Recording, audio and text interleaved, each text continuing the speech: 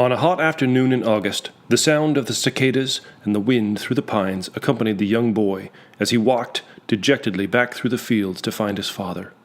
He could still hear, though, the sounds of whoops and hollers in his mind from earlier at the bridge over the river.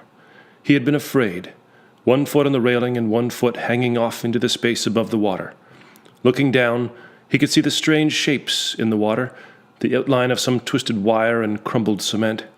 His brothers and their friends had urged him on, saying how deep the water was and how cool it was after a long day throwing hay in the field. There had been many countdowns and failed attempts to buck up his courage, but he'd eventually climbed back over the railing and walked, still soaked in his sweat from the day's work, back out across the tracks to find his father. "You know, my father never liked the water," the boy's father said, his attention still focused on the hay baler he was repairing. "He never knew how to swim. Hated being wet. It was one of our hired men taught me, a fellow named Wib." He took a piece of metal from the baler and inspected it in his hands. "I've been working at this for the best part of 3 hours, just to get it off the machine," he said. "Wib would have had it repaired and eaten his supper by now." He looked at the boy, still dusty and sweaty. "It's going to have to wait until tomorrow," he said with a smile. "Let's go and have our own swim." He set off with the boy, trailing along after him to the swimming hole at the back of the property, behind the railway tracks. After they had cooled off and dried themselves in what was left of the falling sun, the boy's father turned to him with a serious look on his face. "You know, I wouldn't feel comfortable jumping off the bridge at Bogart either." "Why is that?" the boy asked. The boy's father looked away and hesitated before replying. "It's not something young boys like you should be thinking about. Now you head up to the house and tell your mother I'll be along for supper." The boy's interest was piqued, however, and he wanted to know more. "Is it dangerous? They said the water was so deep there you couldn't touch the bottom if you tried." "You'd have to be a very clever fellow to get to the bottom of that river and back up again, it's true. And I've only known 2 men who've ever tried. Now you run along." "But I want to know why," the boy persisted. "And who tried to get to the bottom?" But the boy's father wouldn't answer. He just stared into the setting sun with a sad look on his face. Eventually, they drove back to the barn on the Massey Ferguson tractor, the boy driving, a special treat, and his father standing on the drawbar. The boy's father put his hand on his son's shoulder as he climbed down off the tractor into the shed. He handed him a thick volume, with the cover dirty and covered in dust. The boy could barely make out the title, Spawn's Mechanic's Own Book. His father put his arm around his shoulders as they walked up the hill to the house. The gloaming light didn't allow the boy to read any more of the cover, so he tucked the book under his arm and enjoyed the moments of quiet with his father. He would look at the book later. It turned out that Spawn's was a technical manual for all things mechanical. It had been well used, and many pages were covered in thumbprints, with copious notes made in the margins in a tiny script. "He had the neatest cursive I've ever seen," the boy's father said, looking over his shoulder while the boy was reading at the kitchen table later that night. "I'll bet you learn all sorts of things you can use in there." He smiled as he climbed the stairs to bed. "Maybe you'll learn how to fix the knotter on the baler." The August days turned to September, and the leaves on the maple, ash, and elm trees became twinged with orange and gold. The frosts became more frequent, and the nights dark and chilly. The boy read Spawn's manual cover to cover twice, once for notes in the small cursive hand, and once again, slower, to learn the deep mysteries of sprockets, pulleys, and torsion bars. He kept coming back to a series of pages that were particularly covered in handwriting, different from the rest, which described a series of rope harness configurations for lowering and raising large weights. "That was your grandfather's handwriting," Father said when questioned about it. "You see, when Wib died, your grandfather went through a very bad time. They had become good friends, the best of friends, though one lived in the house and the other slept in a cot in the barn." He paused for a minute, lacing up his boots. "In a way, your grandfather saved Wib's life when he took him on as a hired man, right off the train after the war. He was repaid many times over, though, and not just in the work that Wib did around here either." Father put his coat on and walked with the boy out into the yard. A firm frost had recently taken hold and snow had fallen that day. Indeed, it was falling still. They both loaded armfuls of wood for the stove. "You see, son," Father said, "it wasn't an easy time after Wib died. Your grandfather struggled with the guilt of it all." He turned away from this boy. It's not easy being the one whose life is saved while someone else dies. No matter how much the boy asked and pestered his father for more details, he could get no more words from him on the subject. None of his brothers knew of Wibb's death, nor did his mother, who wouldn't have spoken about it even if she did. Not if father had already refused. The boy had started spending his evenings out in the shed where Wibb had slept. The cot was gone, but the boy uncovered what must have been the little bench where Wibb had done his work, repairs and such. By the light of a single bare incandescent bulb, the boy went through everything in all the drawers and shelves in the little shed until his fingers were numb. He uncovered a little pot-bellied stove, but the chimney had been removed and the hole through the wall patched over. He imagined Wibb out in that shed, cozy with his fire, fixing machines, and inventing all sorts of ways to solve problems around the farm and the house. One afternoon in early December, the boy had just set himself up in the shed with his ongoing project. It was indeed the pieces of that faulty knotter mechanism from the square baler. He had cleaned all the pieces and laid them out on his handkerchief, ready for reassembly. He was filing down a part he fashioned to replace one of the original. It was a broken-off end of a car spring mount. It still needed a lot of work. There was a knock on the little shed door. The boy could see a head through the dusty window, trying to look inside. "Hello," said the boy, rubbing his hands together as he stepped outside. "Well, look at you!" exclaimed the man, putting his cap back on his head. "There, I thought I'd seen a ghost in there." He pointed to the window. "There was a time when you couldn't head past that window without seeing a trouble light glowing, with the sound of something being fixed or created in there." He wiped his face with the back of his hand. "Seems like yesterday, though it was years ago." "Wibb?" the boy asked. "Did you know him? Did you know him well?" "Well, see now, I wasn't too happy when I first met him."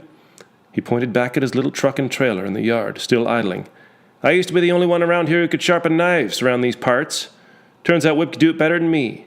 He could sharpen a rotten old hatchet so he could carve your Christmas turkey with it. Nothing he couldn't do with metal, wood, rope." He stood there looking at the boy for a moment, as if he had more to say. And then he ruffled the boy's hair and turned to go, walking back toward his truck. "Oh, that reminds me," he said, opening a door to the trailer. "Would you be interested in this old stuff?" The boy walked over and looked past the old man into the darkness of his trailer behind him. "I've never been able to figure out how any of it works," the man said. "Anyways, never really belonged to me. Anyhow, though, nobody ever did come to claim it." "Claim it?" the boy asked. "After," the old man began. "After." The boy and the man looked at each other for a moment, and something seemed to pass between them. It turned out that the stuff was a tangle of rope and some rusty pieces of metal, most of which the boy could identify from Spawn's manual. The boy let the old knife sharpener pile the items into his arms, including an old double-sided axe head nearly pitted through with rust. "See if you can sharpen that one up for Christmas, huh, young man?" he said with a laugh. The boy was trying to examine what he was carrying. "Where is it from?" he asked. The man looked a bit taken aback. "Thought you'd know all about it." He looked up at the house where the boy's father was now standing, almost seeming to loom in the light of the lowering sun. "He never told you?" the man asked under his breath. "About the bridge?" The boy just shook his head slowly. "And I suppose it's not my story to tell," and he climbed in behind the wheel of his truck. He sat there for a moment, before rolling down the window and turning back to the boy, who had started to go back inside his shed. "Story's all right there, young man," he pointed his finger. "In that stuff and over there." He nodded his head out towards the road, in the direction of the river. That night, the boy spent many hours untangling the tattered hemp rope from the pulleys and various pegs and pins. He arranged it all on the floor of the shed, with Spawn's own mechanical manual, turned to page 476 with a diagram of various block and tackle rigs. He used a stiff wire brush on the old axe head until it gleamed silver. It had several deep chips on one side of the blade. Try as he might, the boy couldn't get the blade on the axe head to take a new edge. He ruined his best file working at it. He found his answer on page 65 of Spawn's.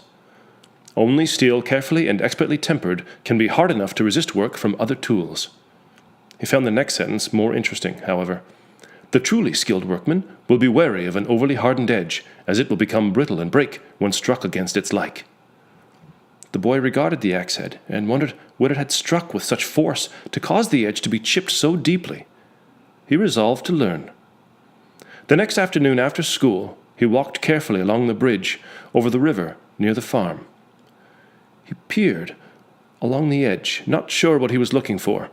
The black water crept along coldly beneath him.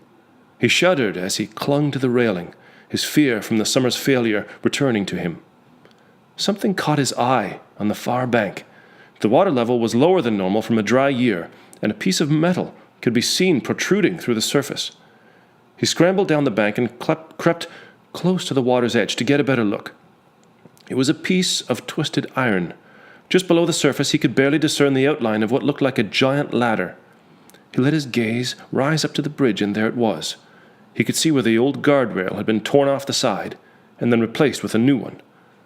The old one was still down there, submerged. He was glad none of his brothers had been caught in that tangled mess when jumping from up high that summer. When he arrived home, it was nearly dark. The sun was just a dark red spot above the snow.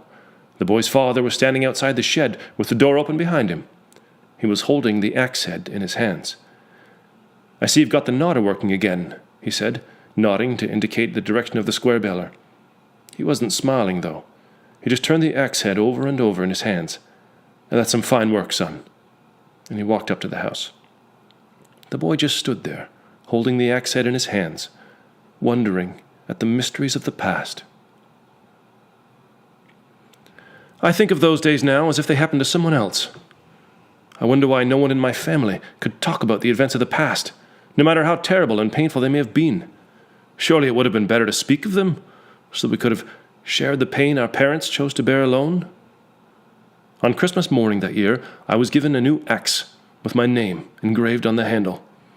I remember my father's face when I held it up for the first time. His face had a mixture of pride and sadness that I've been trying my whole life to decipher. The day I left home, many years later, I remember seeing that same look. It was as if he had never learned to say goodbye to the past, I thought to myself, such that it stayed with him every day. I hung that axe in the shed, beside the other old polished one, beside the ancient block and tackle rig given to me by the knife sharpener, years before. Of all the tools and equipment I had worked with in my nearly 20 years, those were the ones that I considered most precious. I couldn't have said why, though. At first I came home often, but then less so as the years trickled by. My parents passed on, and the farm sat empty for months on end, a place of warmth gone slowly cold with the passing of time. It was my brother's idea to have the Christmas reunion, and I went along with it, though I didn't share so much in their excitement. It gave me a sense of foreboding when I thought of it, even up to the point on Christmas Eve, when I was packing my 1967 Ford truck for the trip. My wife sat holding our new baby boy. We had the heat blasting the whole trip, but it was still cold. We arrived at the farm before anyone else. The place was cold. Colder than it should have been, I thought, full of memories and ghosts. There was no wood split for a fire, so I walked down to fetch my old axe. I opened the door to the old shed. Now this place, it felt warm. This place was my home, the home that I had left behind and now returned to. Everything was just as I had left it. I vowed to come back more often. Snow was falling heavily as I got the fires going in both wood stoves in the house. Eventually the smell of baking bread permeated the place, and I felt the chill go out a little. I stood on the porch and smiled at the sight of the large flakes falling in the light from the windows. The wind was whipping the snow in circular patterns, and I began to worry about my brothers, driving in the worsening weather in the dark. Just as I turned to go inside, I heard a screech of tires and the crash of metal and glass. My heart immediately began to pound in my chest. The bridge. I could see it plain as day in my mind, and I raced in slow motion back down to the shed.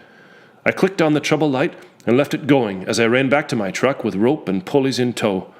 I glanced at the old axe head on the wall as I finally realized what had happened to it so many years ago. I felt strangely calm, though I could hear the blood pounding in my eardrums as I drove the truck the short distance to the bridge. It felt like an eternity, though it was only moments. I stopped well short of the torn railing and dashed to the side. The new 1972 Mercury Montego was partially submerged, with only the rear portion protruding from the surface of the water. I could see two of my brothers shouting at me, but I couldn't hear them for the roar of the wind and the rushing of the water. Unlike that night many years ago when I'd been just a boy, this river was angry, deep, and cold. There, visible through the rear window, was my sister. They must have all been in the car together, but she'd been stuck in the back seat. Without hesitation, I ran back to my truck. I pulled the rope and pulleys out and jammed a peg in between the cement and a ruined rail post where a hole had opened up. I tied the free end of the rope around my wrist and tied a figure-8 knot with a self-tightening loop onto the hook of the block and tackle rig. As I stood on the edge of the bridge for a moment, adjusting the length of rope and the equipment, my mind took me back to the pages of the Spawn's manual and the margin notes that I had memorized there. Make sure to secure oneself while pulling large objects. I put the figure-8 loop around my waist and tucked it up under my arms. On the riverbank, my brothers now were watching me, their eyes wide. I turned back toward the truck and grabbed the one other item I had brought with me, the axe. I ran back to the edge of the bridge and leaped into the cold Christmas Eve air, snow billowing around me for a split second before the cold darkness of the water engulfed me. All feeling went out of my body with the shock of the cold, and I nearly lost my grip on the wooden axe handle with my initials carved into the side that my father had given to me, a sad, proud look on his face. I felt my eyes close and my limbs go numb as the water claimed me.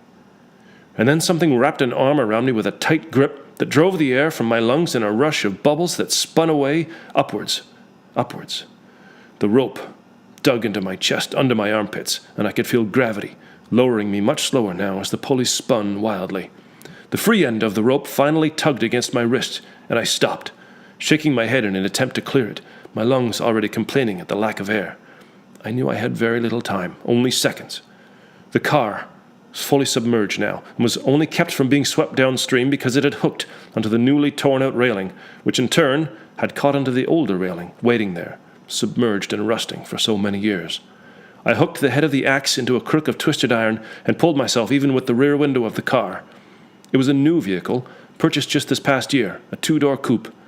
I could see instantly that my sister, who was trapped in the back seat, it was her face held up against that window in a small pocket of trapped air. Her face was a white mask of fear, her fist pounding on the window to no avail, and I was running out of time.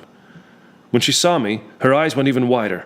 I motioned to her to move back as I hooked my feet around a cement piling, the axe already swinging in slow motion as I struggled to haul it through the water. I missed on the first blow, the metal axe head glancing off the cement piling. I gave up on the idea of a hard swing and shoved the axe head straight at the window in a punching motion.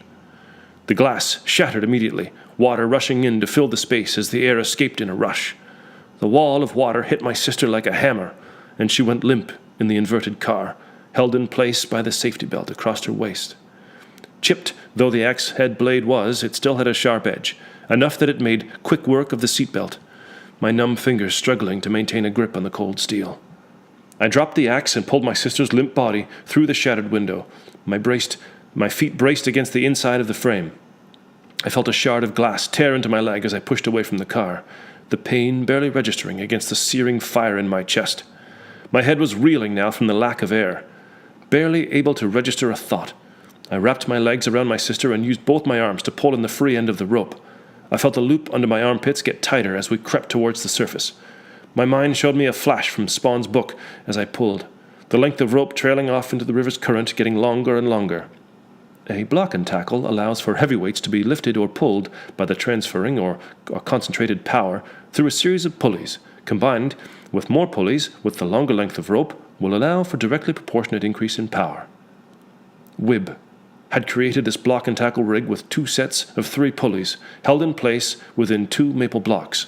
For every yard of rope that I pulled hand over hand, we rose less than 1 foot closer to the surface of the water. It wasn't very far, maybe a dozen feet, but it felt like an eternity before I was able to finally reach the snow-swirled air that was waiting for me on top of the water. I gasped and wriggled in an attempt to maintain a grip on my sister as I continued to pull the rope hand over hand. Once my sister's head was clear of the water, it became much harder to pull us upwards. I grimaced with the effort and looked up at the bridge. It seemed a long way away. I didn't know how I would get my sister over the edge even if I could lift us that high.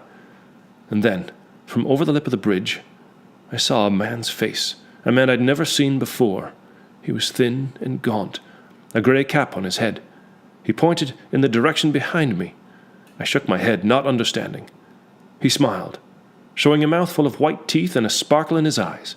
He didn't seem at all affected by the urgency of the situation. I turned my head, and the sound of my brothers' voices interrupted the struggles of my cold, slowed mind. "Throw the rope! Throw it! Throw it!" Yes, the rope! Holding myself from falling lower by tucking the rope under my armpit, I flicked the long end over to the riverbank. Twice it fell short of the mark, but on the third try my brothers were able to grab onto the loose end. They began to pull. I rose easily into the air now and reached down to grab my sister in a bear hug. I felt strong arms haul us over the lip of the bridge, just as the world went dark. When I woke, I felt a warm blanket against my face. I opened my eyes and blinked as they adjusted to the light. I was on the daybed in the kitchen. I could see my brothers warming themselves by the wood stove and my sister in a rocking chair with her eyes closed. My wife was smiling at me, concern showing on her face. I closed my eyes and breathed slowly. Everyone was all right. "Where did he go?" I asked. "Where did who go?" someone said. "We're all here, thanks to you." I opened my eyes, awake now. "No," I said, "on the bridge. There was a man. He pulled us up." My brothers just shook their heads and shrugged. During the holidays that year, the local newspaper only released one edition between Christmas and New Year's. The front page story was dedicated to world events, with the Queen's message and a story with a large photo of Pierre Trudeau and his wife Margaret. Page 2, however, had the news about the car accident on the bridge. Christmas Eve miracle on Bogart Bridge. Woman saved by brother in daring rescue. I skipped over most of the story, which focused more on the efforts of road crews to repair the bridge and the dangers of fast driving in winter, other than the details of the accident itself. Special mention went to police and fire crews who had rushed to the scene directly after battling a house fire. They had shown up well after we'd come back to the house and had interviewed my wife, who provided few details. There was a back-page extension to the story, however, which caught my eye. This incident occurs 40 years to the day, when local man Ernest Wibb lost his life in a similar but tragic rescue attempt. Wibb was last seen as he was pulling a married couple out of the submerged vehicle after it careened off the very same bridge. Newspaper archives show that, although crews searched the area thoroughly, a body was never found.